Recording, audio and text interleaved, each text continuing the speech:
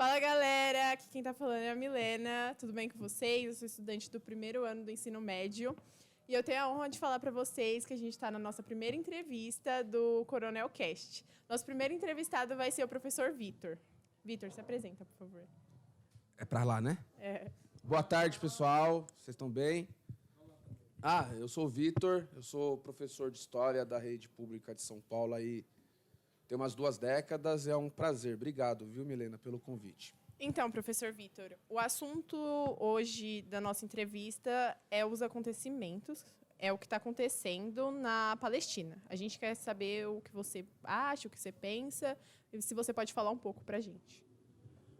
Olha, então, eu até dei umas aulas para vocês sobre isso, é um tema muito complexo, né? Primeira coisa que eu posso falar para vocês, se um ET caísse aqui no Brasil, ele ia achar que você está tendo... que Israel são os mocinhos, são bons samaritanos. Então, eu não gosto de falar que é conflito, eu não gosto de falar que é guerra. Ali é um genocídio, é um extermínio que acontece naquela região há aproximadamente 70 anos já, sabe? Agora, talvez por conta das redes sociais, as pessoas estão falando mais sobre isso, mas infelizmente aqui no Brasil e na mídia ocidental como um todo, com um foco muito desviado, passando muito pano para Israel. Falam, por exemplo, do Hamas, que é um grupo terrorista. Quem é terrorista é o Estado de Israel, que massacra aquela população há uns 70 anos. À primeira vista, o que a gente vê na internet é Israel como mocinho. Tipo, se você pesquisar, vai sempre sair assim. Vai parecer que, né, tá tudo errado. Mas não é como você já falou, você deu 2 aulas muito, muito informativas, muito explicativas. Que bom, né? Mas pode continuar falando. Então, tem um historiador francês, Ferdinand Brodel, um dos maiores historiadores do século passado, um dos maiores historiadores que o mundo já teve.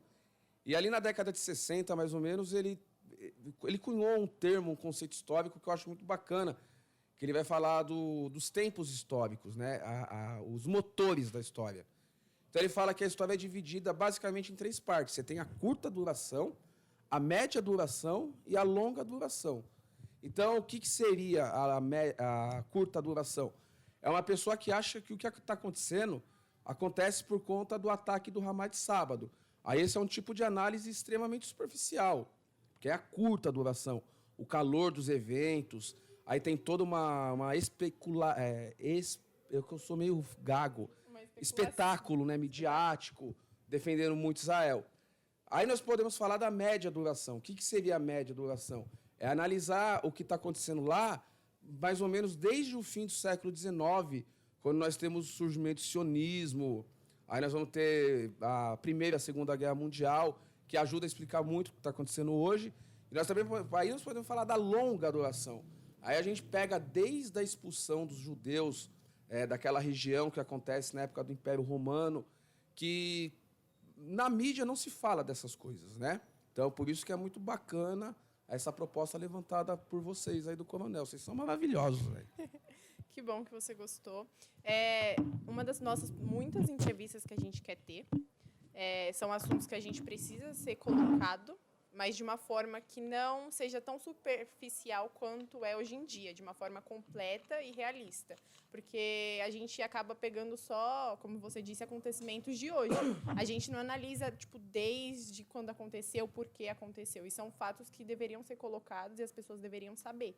Então, é uma coisa muito importante. Eu fico muito feliz da sua presença aqui na entrevista. Obrigado. Eu acho que a gente pode falar um pouquinho de história, né? Sim. Vamos lá. O Estado de Israel ele é fundado oficialmente em 1948. Nós tivemos a Segunda Guerra Mundial, foi um conflito aí que matou muitas pessoas. Números conservadores falam em 60 milhões de mortes. Eu imagino que foi muito mais pessoas mortas. E quando se fala da Segunda Guerra Mundial, um fenômeno histórico que é muito conhecido são os campos de concentração, né, que foi uma atrocidade cometida com o povo judeu, isso de fato é verdade.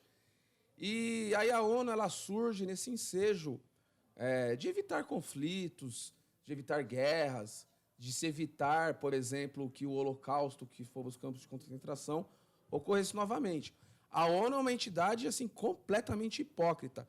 Hoje é dia 17 ou 18? Agora eu esqueci. Hoje é dia 18.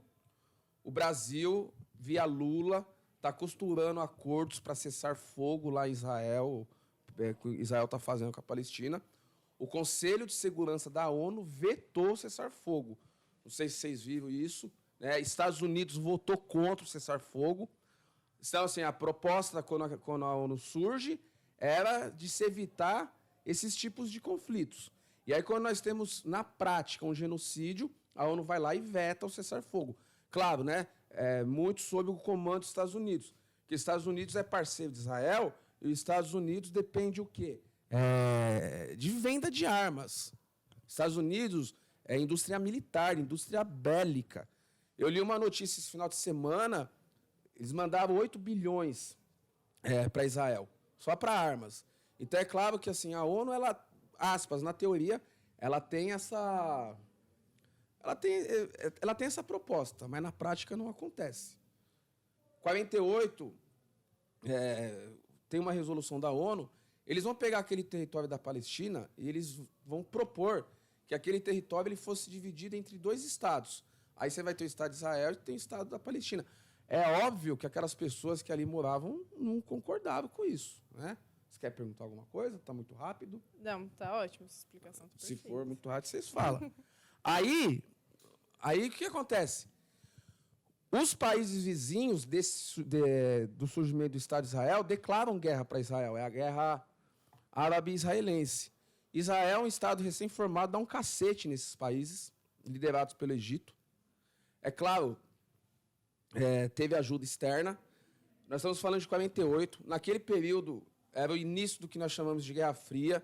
A União Soviética, que defendia o bloco comunista, apoia a criação do Estado de Israel.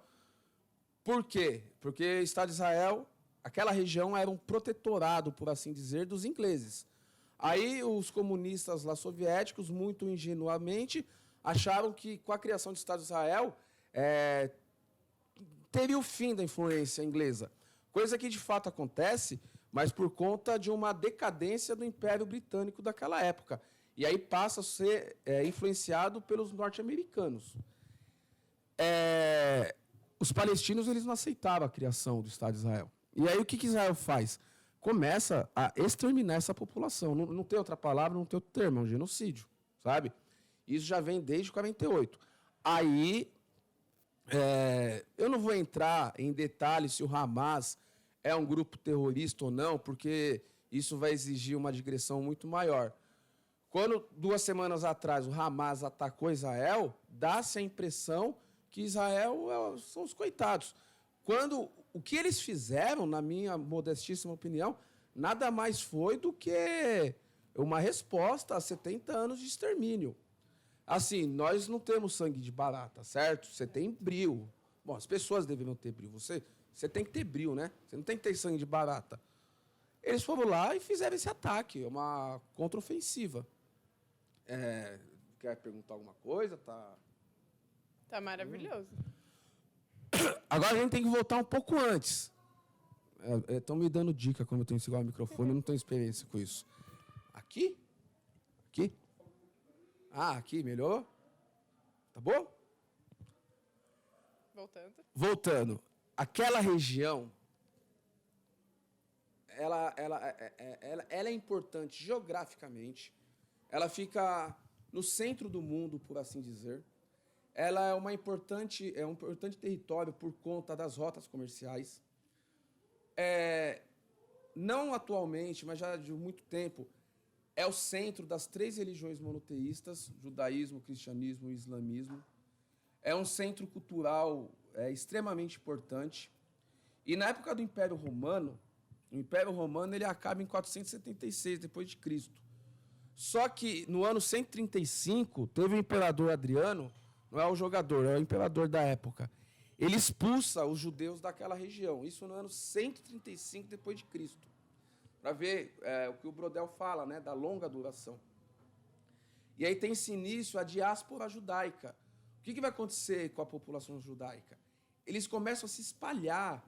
Eu não vou falar no mundo e tal. na Europa, partes da África, parte do que hoje é o Sudeste Asiático. E eles são muito perseguidos.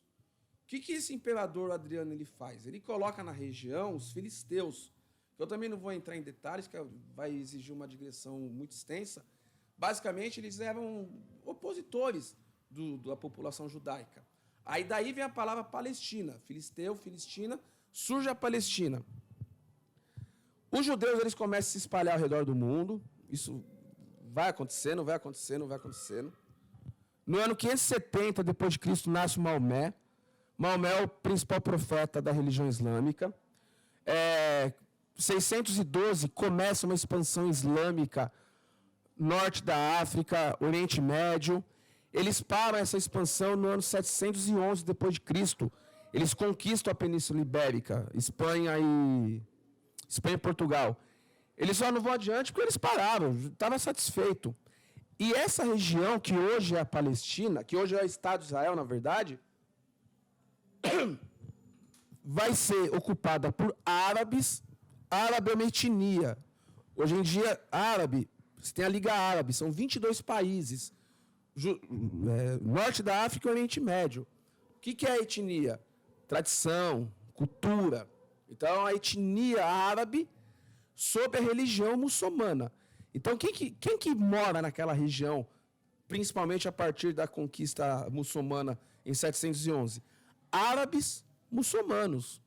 Não vou dizer que não tinha conflitos, porque tinha muitos conflitos, principalmente por conta das cruzadas. Primeira cruzada no ano 1096. A cruzada nada mais foi, assim, muito basicamente, as guerras santas. A Igreja Católica tentando retomar Jerusalém. Esse é o básico do básico do básico do básico, tá?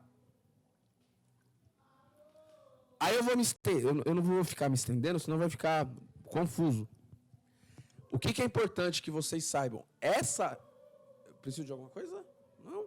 Essa região, ela predominantemente é habitada por árabes da religião islâmica, certo?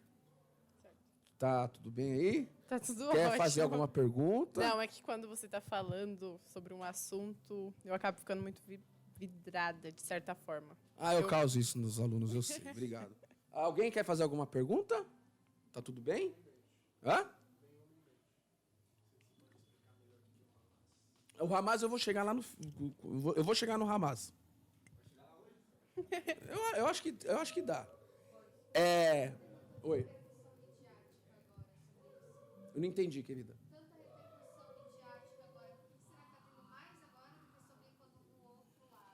Porque a mídia brasileira, a mídia ocidental, ela é totalmente capturada pelo imperialismo norte-americano. E Israel é parceiro dos Estados Unidos. Pode pesquisar na internet, em 2018, o Estado de Israel fez uma proposta para que qualquer pessoa lá da Palestina que quisesse sair de lá, eles poderiam sair. Se eu não me engano, foram 170 pessoas. Aí eu não vou dizer ingenuamente que uma das competências socioemocionais que nós trabalhamos é a empatia. Aí nós temos que nos colocar no lugar do outro, né? Mas essas pessoas elas foram para a fronteira achando que iriam para o Egito, se eu não me engano. Os franco-atiradores, né, os snipers, mataram essas 170 pessoas a sangue frio. Não foi divulgado. Porque isso é um crime perpetrado pelo Estado de Israel. Só que isso aqui é um fato isolado. Assim. Isso não é um fato isolado, na verdade. Isso é só um exemplo do genocídio que o Estado de Israel faz com aquela população. Se vocês pegarem fotos da faixa de Gaza, a faixa de Gaza é um campo de concentração a céu aberto, divulgado a todo canto, só que a ONU, por ser essa entidade hipócrita que atende aos interesses, especialmente dos Estados Unidos, simplesmente não faz nada. Agora, quando o Hamas via uma contraofensiva, eu não estou falando que tem que matar, que não tem que matar, aí cada um faz seu julgamento. Faz um tipo de ataque, eles são considerados terroristas. Oi. Quer falar alguma coisa? Não. É que vocês percebem que eu não falei no começo, que você tem a curta, a média e a longa duração. Esse tipo de fato histórico, você não se explica analisando 5, 10, 15 anos. Você tem toda uma longa trajetória por trás, né? Sim. E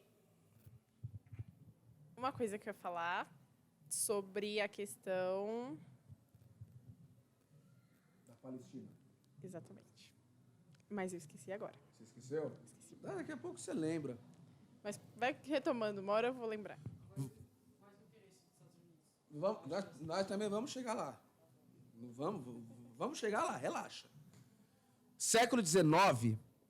Eu achei que você ia chegar em Gaspari. Aonde? Nada, continua. Chegar aonde? Continua. No século XIX, vamos dar um salto, tá? Século XIX, na Europa, nós vamos ter o que nós chamamos de movimentos nacionalistas. Já existiam países, tipo a França, a Inglaterra, Portugal, a Espanha. Nessa década, nesse século, é criado, por exemplo, o Estado da Itália. A Itália se funda enquanto país em 1851. A Alemanha, 1871. E aí nós vamos ter movimentos nacionalistas. A criação, de fato, de um Estado burguês nacional. Definição de fronteiras, língua, uma identidade cultural, a mesma moeda. Então, o nacionalismo é a identidade de um determinado território. Então, nós somos brasileiros. O que define nós como brasileiros? A fronteira, a nossa língua, certos costumes, certos hábitos. Esse movimento nacionalista, no século XIX, vai dar um tipo de vazão para um movimento chamado sionismo, né? Vamos lá. Como eu tinha falado, em 135 depois de Cristo, lá com Adriano, os judeus eles começam a se espalhar ao redor do mundo. E os judeus, historicamente, eles são perseguidos. Isso tem que ficar bem cristalino para vocês. Vai ter um autor, né, o Theodore Russell, ele escreve um livro chamado O Estado Judeu. O que ele fala nesse livro? Olha, nós, judeus, basicamente, de novo, tá? Precisamos parar com essa diáspora, precisamos de um local, um país judeu, um local para que todos os judeus possam viver. Até então, não tem problema, ok, é totalmente digno que alguém queira morar no seu país. Eles debateram, por exemplo, se seria na Uganda, se seria no Madagascar, uma ilha lá na África. Em 1897, um ano depois da publicação desse livro, vai ter o primeiro congresso sionista. Qual a ideia começa a ser ventilada? Olha, 2000 anos atrás, aquele território era nosso. Por quê? A terra prometida por Deus. Nós somos o povo escolhido. O sionismo ele se transforma num movimento político e ideológico. Porque eles vão pegar uma justificativa religiosa. De novo, aquela região, eu concordo, 2000 anos atrás, era ocupada pelos judeus. Mas passavam 2000 anos, 2 milênios. Aquela região, historicamente, ela passa a ser ocupada por árabes islâmicos. O sionismo ele vai propor o quê? Que Israel seja fundada onde era a Palestina. Então a gente fala, hoje o Estado de Israel, até 1948, era a Palestina. Aquela região inteira era a Palestina. E o movimento sionista, que vai começar lá no final do século XIX, vai pegar um viés político-religioso, falando que eles são o povo prometido, e aí começa migrações e compra de territórios. Mas se você pegar o mapa daquela região, naquela época, as famílias judaicas que estão migrando para lá, eles vão ocupar a área norte. E não é uma grande migração. É um projeto, até então. É só um projeto. Só que aí, em 1914, acontece o quê? Né? A Primeira Guerra Mundial. Exatamente. Como nós sabemos, né? A Primeira Guerra Mundial é um conflito imperialista. Quem que perde a Primeira Guerra Mundial? A Alemanha e a Itália. Por quê? Porque eles eram os países mais atrasados na sua formação, no seu processo de formação. O que é o imperialismo? Eles precisavam do quê? Precisavam de matéria-prima, né? Recursos naturais. A Primeira Guerra Mundial era uma consequência indireta da Revolução Industrial. Então, esses impérios eles necessitam de matéria-prima. Não vou ficar falando de Primeira Guerra Mundial. O Oriente Médio, aquela região, nesse período, nós tínhamos o Império Turco-Otomano. O Império Turco-Otomano, ele era parceiro aliado da Alemanha. E a Alemanha, quando mundo sabe, toma um cacete, né? Perdeu as duas guerras, né? Perde a Primeira Guerra Mundial. O que os ingleses eles fazem? tem o Tratado de Sykes-Picot. Vocês podem procurar, quase ninguém conhece esse tratado, Sykes-Picot. Nunca ouvi falar. Desse, não. Porque o que os britânicos, os ingleses proporam? Falaram assim, ó, caiu o Império Turco-Otomano, aquela região ia ser controlada pela Arábia, ia ser a Grande Arábia. Basicamente, toda a região onde hoje é o Império, onde é o Oriente Médio. Quando acaba a Primeira Guerra Mundial, a Inglaterra, ela divide aquele território. Por que ele divide? Porque você tendo fragmentação territorial, é mais fácil para você colonizar uma região. Você cria conflitos, você cria guerras. Então, você permite que aquela região não tenha uma identidade própria. A Inglaterra tentando fazer isso. E, na região da Palestina, o que a Inglaterra faz? A Inglaterra, ela começa a financiar a ida de judeus para a região palestina. Só que a Inglaterra começa a entrar em decadência. Década de 20, década de 30, ela ainda é uma... Eu concordo, ela tem muita relevância. Mas já não é mais um império que era. Ela está sendo subjugada pelos Estados Unidos. Só que, como ela ainda tinha muita influência, e por que a região do Oriente Médio, né? Todo mundo sabe que lá tem bastante... Isso mesmo, petróleo. Então, petróleo. É petróleo. Você perguntou mais cedo, né, antes, qual é o interesse dos Estados Unidos? Petróleo. Sabe quando vocês veem na televisão discurso assim, energias limpas? Sabe, né? Tudo mentira. Os caras não querem saber nada de energia limpa. Até ficavam tirando sarro da Dilminha quando ela falava lá da energia eólica, lá por causa do vento. O pessoal quer saber mesmo de petróleo. Aí, eu me perdi. Onde que eu parei? Estava falando do... Porque eles estavam indo para... Isso, a Inglaterra começa a financiar a ida de famílias judaicas e tal. Mas, assim, tinha conflitos? Tinham. Mas não no nível desse extermínio que nós estamos assistindo desde 48. Vai falar uma coisa? Quando acaba a Segunda Guerra Mundial, tem um grandíssimo problema, né? Que foram os campos de concentração. Foram mandados várias famílias e vários sobreviventes para Israel. Só que aí, essa guerra ela dura mais ou menos uns 6 meses. Se eu não me engano, morreram mais ou menos uns 30 mil árabes e uns 5 mil judeus nessa brincadeira. E Israel vai virar um estado satélite. O que é um estado satélite? Ele vai responder aos interesses norte-americanos naquela região. Então, quando alguém perguntou também aí o papel, a questão da mídia, né? Israel, ele atua muito como um estado satélite de controle territorial indireto dos Estados Unidos numa região que é riquíssima em petróleo. Percebe? Israel, o Estado de Israel, 1948. Esse extermínio, ele é sistemático. Nunca parou. Em 1967, nós vamos ter a Guerra dos 6 Dias. Que durou? Exato, né? Israel ataca o Egito. O que eles falaram para atacar o Egito? Eles atacam o Egito por quê? Eles falaram que o Egito estava mobilizando tropas. Aí eles falaram que foi um ataque preventivo. Eles atacaram o Egito para tomar a região da faixa de Gaza, que era um protetorado, era protegido pelo Egito. Aí na Guerra dos 6 Dias foi o Egito, a Síria e a Jordânia. Aí eles tomaram a parte que hoje é a Cisjordânia, triplicaram de tamanho, transformaram a faixa de Gaza num campo de concentração que é hoje a céu aberto, tomaram as colinas de Golã, da Jordânia. Agora, as colinas de Golã, eu não lembro se fica na Jordânia ou na Síria, que é uma das principais fontes de água ali, porque a água naquela região também é um problema sério.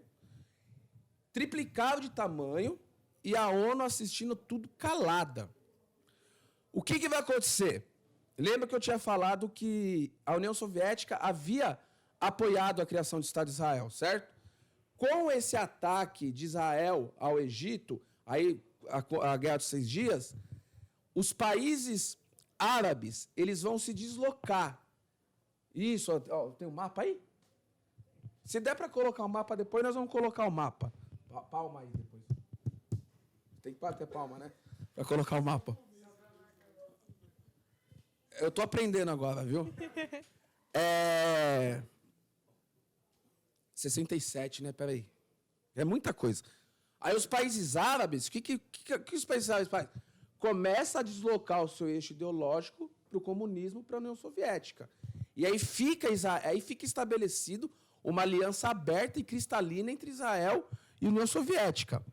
O Nasser, que era o presidente do Egito, nesse período da década de 60, nós tínhamos um movimento muito forte que era o pan-arabismo, a identidade, a cultura árabe. Com esse deslocamento de forças e de ideologia dos países árabes para a União Soviética, o pan-arabismo ele começa a perder força, e aí nós vamos ter o que nós chamamos de pan-islamismo. Aí qual que vai ser a principal característica daquela região? Nós havíamos falado que o árabe é uma etnia, certo? A principal característica vai ser a religião islâmica. Agora, eles estão sendo humilhados, atacados de uma maneira sistemática. O que começa a acontecer? Começa a surgir grupos. O Hamas, alguém perguntou do Hamas, né? O Hamas, ele é fundado em 1987. Por quê? Havia um grupo, existe ainda hoje o Fatah. O Fatah é um outro grupo que tem lá.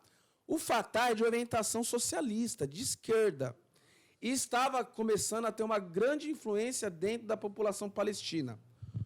O Hamas ele surge na Palestina e o Estado de Israel apoia o Hamas. Agora, por que ele apoia o Hamas? Para combater o Fatah, que é um grupo comunista. Eu acho que falar que o Fatah é comunista, a gente está supervalorizando e dimensionando. De esquerda, o que eu tenho que fazer? Ah, é verdade. Vai explicando bastante, vai estar naquela ali, que vai estar focado na sua fala. Ixi, acho que parou no meu Instagram. O Fatah é um grupo de esquerda. Israel apoia a criação do Hamas para combater o Fatah. Só que o Hamas, ele tem uma função de assistência social na Palestina. Então, assim, nós temos... o que o pessoal fala, por exemplo, do Hamas, que é um grupo terrorista? Eu não vou entrar nesse debate, cada um acha o que quiser. Mas o Hamas, ele tem uma certa aceitação. Ele não representa a população palestina, mas ele tem uma representatividade na Palestina por conta dos trabalhos sociais, de assistência social. Médico, professores, sabe? Não é só lançar bomba, Israel. Tenta imaginar 2 milhões de pessoas completamente abandonados pelo mundo, porque, infelizmente, a região palestina ela é abandonada pelo mundo. Salve Lula, que a gente conseguiu eleger o Lula, ele via a ONU, aí está tentando fazer alguma coisa para cessar fogo, mas, como eu falei, a ONU, esses hipócritas, vetaram, né? A Rússia... Quem sou eu para falar que a Rússia me decepcionou, né? Mas a Rússia me decepcionou porque a Rússia se absteve, sabe? A Rússia, como papel hegemônico do mundo, devia se posicionar a favor da Palestina. Reino Unido se absteve também, mas o único país que votou para não acabar com o cessar-fogo foi os Estados Unidos. Só que os Estados Unidos ele tem poder de veto. Todo mundo pode falar assim, não vamos continuar ataque. Se os Estados Unidos falar, vai continuar ataque, veta e continua, cessar-fogo. Então, assim, em 1983, no Afeganistão, o Afeganistão foi ocupado pela União Soviética. Todo mundo aqui já deve ter ouvido falar da Al-Qaeda. A Al-Qaeda é conhecido pelo Osama Bin Laden, lá do 11 de setembro, que eu também não vou entrar em detalhe do 11 de setembro. Como é que surge a Al-Qaeda? Com a ocupação soviética no Afeganistão, Al-Qaeda em português significa a base. A CIA, ela tinha... É como se hoje fosse uma planilha de Excel com guerrilheiros, jihadistas, combatentes naquela região. Eles financiam a formação da Al-Qaeda para a Al-Qaeda expulsar o exército soviético. Só que quando eles expulsam o exército soviético, os Estados Unidos encheu aquele pessoal de armas. Aí nós vamos ter de um lado a Al-Qaeda, que ela é... Oi. Que... 12 votos contra o veto dos Estados Unidos. E o Reino Unido e a Rússia se absteve. Então, 12 países votaram para cessar fogo. Os Estados Unidos não. Isso é poder bélico. Esses psicopatas não estão nem aí para nós. Se tiver que invadir Brasil, se tiver que invadir países da África, os caras vão invadir. Daqui a uns 50 anos, o principal problema, você sabe qual vai ser, que nós já conversamos, né? Que é da água potável. O Brasil é o país no mundo com as maiores reservas de água potável. Se eles precisarem invadir o Brasil, eles invadem que se lasque. Mas nós temos a China e a Rússia junto conosco. Juntamente com essa questão da água, a gente pode colocar a questão do Amazonas, né? Porque é uma das maiores florestas que existem. Se a gente for colocar o Brasil, em algum momento, creio eu, pode ser que dê algum problema justamente porque a gente tem um recurso muito grande, né? Muito vasto de diversidade da fauna e da flora. Quando eu tinha a idade de vocês, não faz tanto tempo assim, viu? Quando eu tinha a idade de vocês, quando nós... Eu não lembro, assim, qual série, mas era... Amazonas era só uma arvorezinha. Não. Oxe. Eu tinha cabelo também. Enfim. Não faz tanto tempo. Meu cabelo começou a cair faz pouco tempo. Não é que caiu, é que eu faço degradê para ficar mais bonito. Mas nós estamos... Enfim. Quando eu tinha mais ou menos a idade de vocês, você pegava um livro de geografia, aí você pegava o mapa do Brasil. A região amazônica, ela era considerada área internacional. O que significa área internacional? Que a Amazônia era como se a Amazônia não fizesse parte do Brasil. Fazia parte de... Era um conglomerado de país. A Amazônia era do mundo. Não era da gente. Não era da gente. A Amazônia é nossa, certo? Tem uma parte da Amazônia no Peru, acho que na Colômbia, eu não vou lembrar exatamente. Mas a maior parte da Amazônia fica no território brasileiro. Você pegava o mapa do Brasil, a parte da Amazônia era pintada de vermelho e estava área internacional. O que a minha geração cresceu aprendendo? Que aquela região não era pertencente ao Brasil.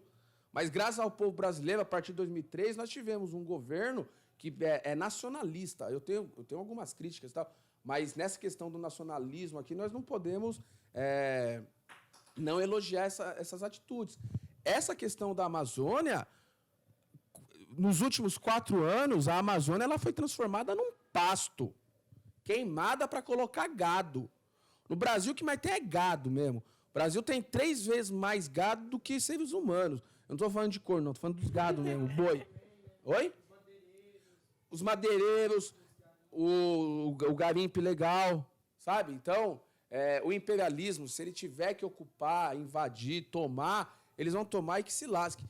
E a Palestina hoje é o melhor exemplo disso, é o melhor exemplo. Eu falo muito. A Al-Qaeda, ela é um fruto financiado pelo governo norte-americano para expulsar os soviéticos. Só que aí, quando acaba a intervenção soviética, aí nós vamos ter o Talibã e nós vamos ter a Al-Qaeda. A Al-Qaeda é jihadista. Sim, contra o império dos Estados Unidos. Por isso que, de vez em quando, tem um ou outro ataque. De vez em quando, ultimamente parou, né? Década de 90, você tinha bastante ataque em embaixadas dos Estados Unidos mundo afora. O Talibã, ele é um califado, ele é local, um califado islâmico. Ele não é expansionista, ele fica concentrado na região do Afeganistão. Não à toa, depois de 2001, quando caiu as Torres Gêmeas, qual foi a justificativa do governo norte-americano? Que o Iraque e o Afeganistão tinham armas biológicas. Aí eles invadiram o Iraque e o Afeganistão em 2003. Sabe quantas armas biológicas encontraram? Nenhuma. E eles ficaram por 20 anos no Afeganistão. Aí, ano passado, teve aquelas cenas deprimentes do pessoal lá em Cabu, capital lá do Afeganistão, desesperada para fugir no avião. Então, eu acho assim que nós devemos tomar cuidado. Nós não podemos confundir a violência do opressor com a violência do oprimido. Sabe? A população palestina, ela não é representada pelo Hamas. Vai ter o Hezbollah. Se o Hezbollah entrar, a brincadeira vai ficar séria. Eu já ouvi gente falando assim, mas os Estados Unidos mandou os destroyers, os navios lá, pro Mediterrâneo. Quando os Estados Unidos está mandando a sua frota marinha pleonasmo, para o Mediterrâneo, não quer dizer que eles vão invadir, não é sinal de força, é sinal de fraqueza. Porque se eles tivessem força mesmo, o Estado de Israel já tinha varrido a Palestina do mapa. Então, você tem duas questões. Eu acho que tem a questão midiática, não a mídia tradicional, que está expondo, que está mostrando aí o genocídio da população palestina, e como impérios não são para sempre, né? Isso está mostrando o começo do declínio do Império Norte-Americano, e eu espero aí que a população brasileira entenda a força que o Brasil tem. O Brasil é foda, esse país é do caralho, sabe? Nós temos uma importância a nível mundial, é que vocês estão crescendo aí nos últimos 4 anos num governo completamente subserviente. Não é a Rússia, não é a China que está liderando os esforços para acabar com esse genocídio na Palestina, é o Brasil. Viva o Brasil. Analisando política e geopoliticamente, o declínio dos Estados Unidos ele é visível. O declínio dos Estados Unidos ele é visível.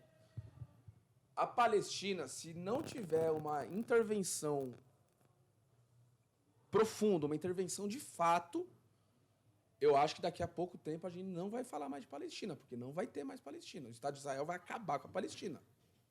Esse aí é o mapa que a gente estava falando, tá vendo? Ó, 47, de verde aí é território palestino. Lembra que eu falei que as principais ocupações ficavam na região norte, né? Sim. 47, quando tem a guerra árabe-israelense, aí Israel já toma tudo isso. Aqui em 67, a Guerra dos 6 Dias, Aí aquele pedacinho ali é a faixa de Gaza, né? Aqui é a faixa de Gaza, aqui é a Cisjordânia. Quando eu falei, eu fiquei repetindo várias vezes que é um genocídio, que é sistemático a morte dessas pessoas, os mapas eles mostram. Isso daqui é 67, certo? Então, assim, imagina quantas pessoas morreram nesse processo de expansão do Estado de Israel. E foi rápido, né? Olha, cara, eu acho que dado o poder bélico dos Estados Unidos, a ajuda que os Estados Unidos têm com Israel e a não interferência da ONU, dos outros países, não interferência de fato, eu acho que eles estão resistindo bem, viu? Então, resistindo muito bem. Muito bem. Bom, gente, essa foi a entrevista com o professor Vitor. Eu queria agradecer sua presença, dizer que é muito importante tudo que você falou e colocou aqui. É uma coisa que a gente deveria estar sempre em busca de aprender e aprimorar na gente, né? Conhecimento. E é isso, falar sobre o que está acontecendo hoje em dia de uma forma mais profunda, vamos colocar dessa forma, é muito importante. Obrigada, Vitor. Eu que agradeço, foi muito bacana. Eu sei que eu falo muito, espero que vocês tenham gostado. E é isso aí, viva o Coronel Cast. É nóis. Viva os alunos do Coronel.